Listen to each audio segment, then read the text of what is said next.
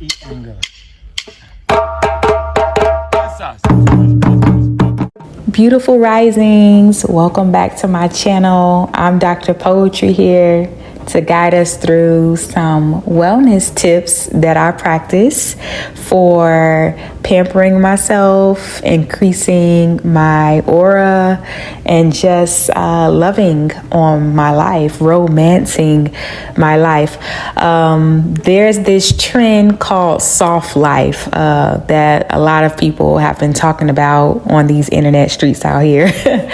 And soft life is very interesting because it's the ability to kind of rest and slow down, have slower moments, to be more magnetic to the things you want out of life by allowing yourself to just rest in your divine feminine energy.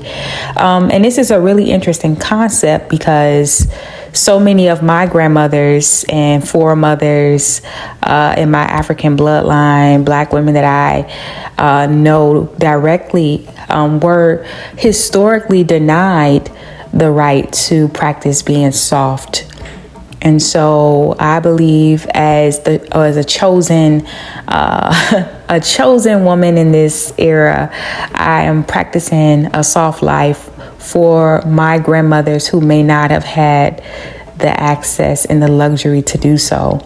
So this is, yes, a personal choice, but it's also a very political stance in my wellness to practice pampering myself, practice softness. And here are my top 5 tips that I use. And I don't like to say top 5 because it kind of places them in hierarchy.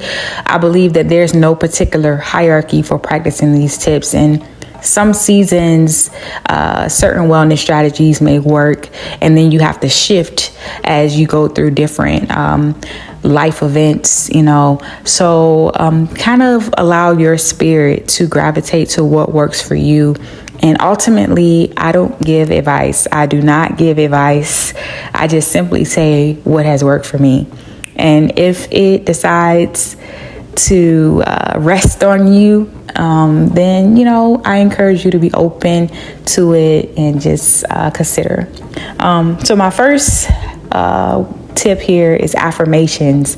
I absolutely love affirmations. I play them throughout the house. I have post-it notes on the wall. My daughter and I, we write affirmations to each other. They're on the bathroom mirror. It's like the home has become its own vision board. But I would say that affirmations do not work if we don't consciously deprogram the negative self-talk. So, for example, if you're practicing an affirmation, but underneath you have a negative dialogue with yourself, a negative internal dialogue, then that's something you might want to work on through shadow work, so that you can really deprogram that internal script so that the affirmation can take root into your subconscious. The second tip is meditation and yoga. I absolutely love meditation and yoga. It has changed my life miraculously. And as a meditation instructor, I teach meditation. So you can check out some of the meditations on my YouTube channel. But meditations have really built my internal capacity, my internal consciousness, and I'm still growing, as we all are. Yoga is really interesting because it moves the energy in the body. And even though I am trained to teach yoga, I prefer to specialize in meditation. And I teach breath work and breathing because I believe that it allows you to get to those very, very subconscious shadow areas that need nurturing and love too. So I practice meditation as a way to channel some of those harder experiences for us to grapple with, and just because it just brings so much strength and softness to your aura. So shifting between yoga and meditation, you could kind of pick the one that flows for you. I know some people tend to do more yoga and then meditate after, or some people do more meditation sessions and then kind of build in some yoga along the way. So just could kind of decide how you want to kind of mix and match there. The third one is sound baths. I absolutely love sound baths. Sound baths are just when there's a sound that resonates with the chakra system. So let's say your heart chakra, there's a certain hertz sound. So 432 hertz or 528 hertz. Those types of sound frequencies really help to strengthen the inner chakra system in the body, and it really allows it to heal in very subconscious ways. Our body responds to sound. And so when I'm having moments where meditating may be a little bit challenging, I just simply lay down on my sofa, lay down on the mat, and I just allow the sound baths to cleanse my aura and cleanse my frequency. It's so beautiful. The fourth one I would say is nature.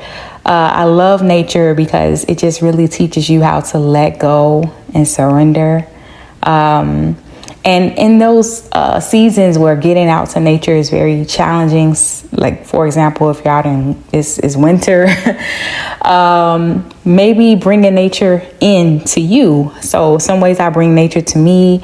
I buy flowers for myself, maybe some plants. I grow like some rosemary and basil in the windowsill, some aloe, and just finding little ways to bring nature indoors to me when I can't always go to it. So there's this inner exchange where I'm cultivating something outside of myself and learning how to water it and care for it like a part of my spirit. And the fifth thing I would say is cleansing. I absolutely am a fan of cleansing. And this is very different than cleaning, because I do love cleaning my home, but it's also very important to cleanse my home. And some ways I do that is using my sage. I have my Palo Santo, my incense burning. There are moments where I just let the aromatherapy oils and candles kind of just set a mood in the house or in the home, in the space, and it just really brings like this inner peace within to cleanse the energy after company leaves or after you had a stressful day, to just cleanse the home, which is an extension of your spirit. So these are just 5 strategies that I've practiced along the way. Maybe share what has worked for you. And there's so much more. There's so many wellness strategies that our grandmothers and aunts and medicine women have tried. They have worked for them, and it has built such a beautiful collective consciousness.